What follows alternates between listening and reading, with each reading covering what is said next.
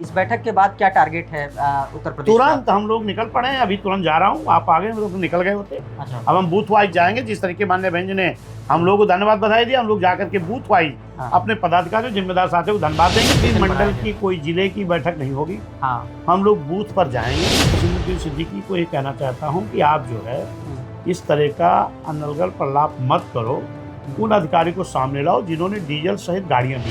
बुंदेलखंड से बड़ी संख्या में आने वाले लोग थे, ये ट्रेनें नहीं बंद कराती और ट्रेनें 7 से 11 तक ही बंद की गई। लगता है कि बहन जी को ये ट्रेन वाला मुद्दा अपने भाषण में जिक्र करना चाहिए था। झल्लाहट है, उनकी हताशा निराशा है, ये जो अनाप शनाप बोल रहे हैं इन पर हम क्या जवाब दें। बहुजन समाज पार्टी के वो हमारे राष्ट्रीय संयोजक है, युवा दिलों की धड़कन है, युवाओं की पसंद है।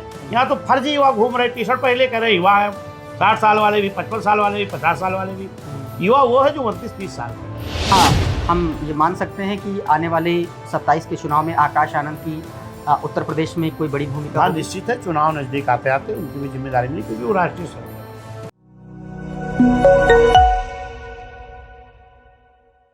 नमस्कार, मेरा नाम प्रशांत है और आप देखना शुरू कर चुके हैं खुदरंग। मेरे साथ बहुजन समाज पार्टी के उत्तर प्रदेश के अध्यक्ष विश्वनाथ पाल जी हैं। बहुजन समाज पार्टी की बैठक के बाद मैं ये वीडियो रिकॉर्ड कर रहा हूँ।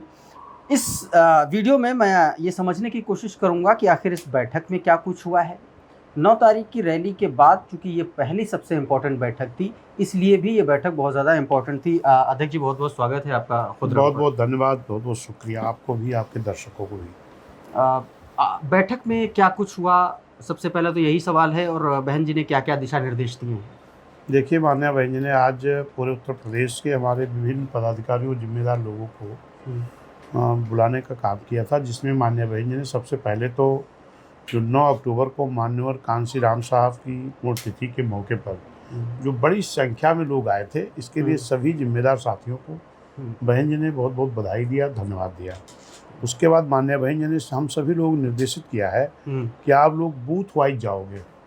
और बूथ वाइज जा कर के अपने सभी गांव वालों को, बूथ कमेटी को, सेक्टर कमेटी को, सभी लोगों को इतने बड़े कार्यक्रम को सफल करने के नाते उन सभी लोगों को आप धन्यवाद दोगे, बधाई दोगे। धन्यवाद कार्यक्रम हम लोग चलाएंगे। और उसके बाद वहीं पर जो बूथ सेक्टर कमेटी 2 मार्च से लेकर अब तक हम लोगों ने बनाया था, उसकी भी पुनः समीक्षा हो जाएगी, और जो 10% काम बचा है उस काम को भी पूरा करेंगे। और मान्यवर बरसिया कांसीराम साहब का जब जन्मदिन हम लोग मनाते हैं, तो मान्यवर कांसीराम साहब थे, तभी मान्यवर साहब ने कहा था कि जब मेरा जन्मदिन होगा तो आप लोग संगठन की समीक्षा करना, और जब मान्य बहन जी का जन्मदिन होता है तो हम लोग पार्टी को चलाने के लिए आर्थिक सहयोग दिवस भी मनाते हैं। अच्छा, तो उस पर भी हम लोग काम करेंगे। और 15 जनवरी को मान्य बहन जी का जन्मदिन होगा, जो जन कल्याणकारी दिवस के रूप में मनाते हैं, यानी जनपद स्तर पर बहन जी का जन्मदिन मनाया जाएगा। और उसमें मान्य बहन जी ने जो जन कल्याणकारी योजनाओं को चालू किया है, ठीक बात, उन योजनाओं के बारे में आए हुए सभी सम्मानित साथियों को बहन जी को बहन जी के जन्मदिन के मौके पर सबको हम लोग बताने का काम करेंगे।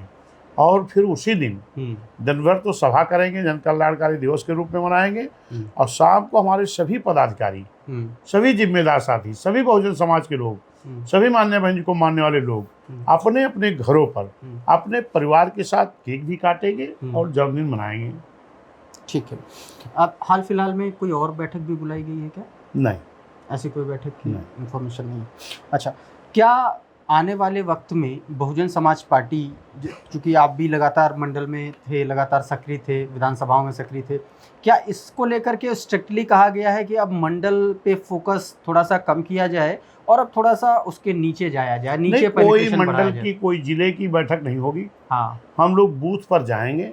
अच्छा, और वहाँ पर जाके जिन लोगों ने बड़ी मेहनत करके इस कार्य को सफल किया, उनको धन्यवाद ज्ञापन करेंगे, और अपनी बूथ सेक्टर की कमेटी जो है उसको पुनः समीक्षा करेंगे। जो 10% बनने के लिए बाकी थी उसको भी पूरा करने का काम करेंगे। आज की जो प्रेस रिलीज आई बहुजन समाज पार्टी की बैठक के बाद, इसमें जो आरोप लगाए गए थे बीएसपी सुप्रीमो पर रैली में, कि एक तरीके से भारतीय जनता पार्टी की रैली उसको करार दिया गया, और ये कहा गया कि सरकार की तारीफ़ की, तो उस पर भी एक तरीके से इसमें सफाई पेश की गई है। क्या आपको लगता है कि कुछ इस तरीके का जो सफाई पेश की गई है विपक्ष को के लिए इस तरीके का कोई एक्शन किया जाना चाहिए था?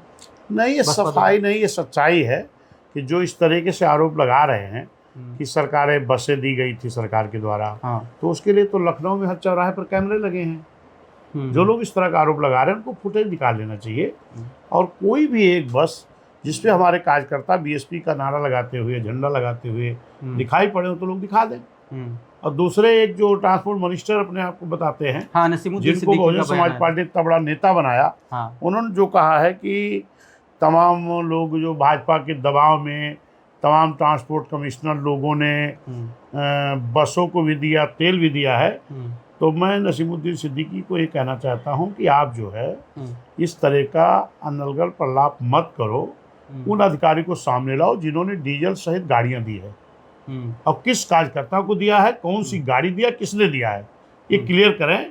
इस तरीके हताशा में अनाप शनाप न बोलें, क्योंकि उससे हमारे कार्यकर्ताओं को ठेस पहुंच रहा है। उन कार्यकर्ताओं को, जिन कार्यकर्ताओं ने अपनी जेब की गाड़ी कमाई का पैसा खर्च करके, चंदे लगा करके बसें, छोटी गाड़ियाँ, बड़ी गाड़ियाँ कर करके लाए हैं। और अगर भाजपा हमको सपोर्ट करना चाहती तो हमारे लोग जो इधर बुंदेलखंड से बड़ी संख्या में आने वाले लोग थे, ये ट्रेनें नहीं बंद कराती, और ट्रेनें 7 से 11 तक ही बंद की गई, और इंटरलॉकिंग का बहाना लेकर के तमाम ट्रेनों का ये सरकार रूट नहीं चेंज कराती। इसीलिए माननीय भाई ने पहले ही कहा था कि ट्रेनें मत बुक करना, बंद की जा सकती हैं। इनकी सरकारी बसें मत बुक करना प्राइवेट बुक करना, क्योंकि उनको भी रोक लगा सकते हैं। माननीय भाई जी ने खुद ही हम लोग गाइडलाइन लेकिन ये बात आप कह रहे हैं अध्यक्ष जी, हाँ। और ये घटना रैली के पहले की है। क्या आपको नहीं लगता कि बहन जी को ये ट्रेन वाला मुद्दा अपने भाषण में जिक्र करना चाहिए था? नहीं, देखिए, अब इस तरीके से कोई आदमी व्यक्तिगत अपना रंजिश निकाल रहा है। माननीय बहन जी ऐसी छोटी मोटी बातों को गौर नहीं करती, उनकी झल्लाहट है, उनकी हताशा निराशा है। ये जो अनाप शनाप बोल रहे हैं, इन पर हम क्या जवाब दें? उनकी हताशा है, चिल्लाने दो उनको। अखिलेश यादव का एक बयान आया, उन्होंने कहा कि आकाश आनंद की बसपा से ज्यादा जरूरत भाजपा को है। इस बयान को आप कैसे देखते हैं? देखिए, उनकी बौखलाहट है। जब माननीय आकाश आनंद जी को माननीय बहन जी ने उस वक्त पार्टी से बाहर किया था, तो सबसे ज़्यादा इस देश में कष्ट अगर किसी को हुआ था, मुझे लगता है अखिलेश को ही हुआ था। लेकिन जब वापस आकर के माननीय बहन जी उनको राष्ट्रीय संयोजक बना दिया, उनको बड़ा लीडर बना दिया, तो उनको बधाई देना चाहिए। लेकिन उनकी वो बौखलाहट, निराशा, हताशा वाला शब्द बोल रहे हैं। बहुजन समाज पार्टी के वो हमारे राष्ट्रीय संयोजक है, युवा दिलों की धड़कन है, युवाओं की पसंद है। यहाँ तो फर्जी युवा घूम रहे, टी शर्ट पहले कह रहे युवा है, 60 साल वाले भी, 55 साल वाले भी, 50 साल वाले भी। युवा वो है जो 29-30 साल के हैं। और जब 60 साल वाले अपने आप को युवा बताते ना, तो युवा भी अपने आप को गुस्से में आ जाता है। बताओ, 60 साल वाले युवा है तो हम क्या है? क्या इस बैठक में रैली को लेकर के भी एक सेंटिमेंट गेज किया गया, सेंटिमेंट लिया गया कि रैली के बाद कैडर में कुछ मोटिवेशन आया कि नहीं आया? नहीं, रैली के बाद माननीय बहन जी ने कहा कि हमारे लोगों ने बहुत मेहनत करके अपने जी जान से मेहनत किया और अपने गाड़ी कमाई, जेब का पैसा लगाया। इसके लिए मैं सभी अपने साथियों को बधाई देती हूँ, धन्यवाद देती हूँ, शुक्रिया अदा करती हूँ। अब आप लोग भी जाओ गांव-गांव पर अपने जा करके, जिन साथियों ने इस कार्य को सफल किया है, गांव-गांव से लोग आए थे, उनको सबको धन्यवाद दो। एक बयान उन्होंने रैली में एक बात कही थी, अपने समर्थकों के लिए कहा था कि आप लोगों का उत्साह देख करके अब मुझे भी लगता है कि मुझे भी जो है आप लोगों के साथ में आप जहां कहेंगे हम वहां आएंगे। तो क्या इस मामले को लेकर के भी कोई ऐसी बातचीत हुई है या कुछ ऐसी रणनीति है? माननीय बहन जी अपनी रणनीति तैयार कर रही हैं। माननीय बहन जी ने कहा था कि आने वाली 27 में हम अपनी सरकार बनाएंगे, उसके लिए आप लोग मेहनत करोगे, हम भी जी जान से ऐसी मेहनत करेंगे कि जो हम जा करके सरकार अपनी बना सकें। क्या हम ये मान सकते हैं कि आने वाले 27 के चुनाव में आकाश आनंद की उत्तर प्रदेश में कोई बड़ी भूमिका? हाँ, निश्चित है। चुनाव नज़दीक आते आते उनकी भी जिम्मेदारी मिली, क्योंकि वो राष्ट्रीय संयोजक है। राष्ट्र में पूरे उनको लगाया गया, बहन जी ने लगाया है। तो जब बहन जी उनको जरूरत समझेंगी तब इधर भी लगा देंगे। एक आखिरी सवाल अध्यक्ष जी, बहुत सारे ऐसे नेता हैं ख़ास तौर पर जो बीएसपी की ही नर्सरी से निकले हुए हैं। हम ओम प्रकाश राजभर की बात कर लें, संजय निषाद की बात कर लें, चाहे अनुप्रिया पटेल की पार्टी की बात कर लें, ये तमाम सारे ऐसे लीडर्स हैं जो भारतीय जनता पार्टी की सरकारों में तो हैं, लेकिन उनके खिलाफत में अक्सर खड़े हो जाते हैं। अभी राजभर ने अपने कैंडिडेट घोषित कर दिए हैं बिहार में भी। तो क्या, और बीते दिनों उन्होंने बहन जी की तारीफ भी की थी, क्या इस पूरे मामले को लेकर के बहुजन समाज पार्टी उसको कैसे देखती है, और क्या अगर कोई ऐसी कंडीशन बन पाती है छोटे दलों के साथ 27 में साथ आने का, तो क्या वो बसपा का उस पर क्या स्टैंड रहेगा? देखिए, माननीय हमारे नेता माननीय भाई जी ने कहा है हाँ। कि हम अकेले चुनाव लड़ेंगे, किसी का गठबंधन नहीं करेंगे, अकेले चुनाव लड़ेंगे, जनता गठबंधन तैयार करेंगे, भाईचारा तैयार करेंगे, इसके बल पर लड़ेंगे। और जहाँ तक बहन जी की तारीफ की बात है, माननीय बहन जी ने अपनी सरकारों में जो अच्छे काम किए हैं उसके लिए हर कोई तारीफ कर रहा है। अब जिनके जबरदस्ती सीने और पेट में दर्द हो रहा है तो उनके लिए मैं कुछ कर नहीं सकता। बाकी तो तमाम भाजपाई, तमाम सपाई, तमाम और छोटे छोटे दल, तमाम लोग बहन जी की तारीफ करेंगे। बहन जी ने अच्छा काम किया है, तो अच्छा काम की तारीफ हर आदमी को करना चाहिए। लेकिन जिनको जबरदस्ती दर्द हो रहा है उनके लिए हम क्या कह सकते हैं। गांव कहते नहीं कि जेका बड़ी जलन होत हो के उसे तो कौन तारीफ करे। निराशा, हताशा, इस टाइप की बात वो लोग कर रहे हैं।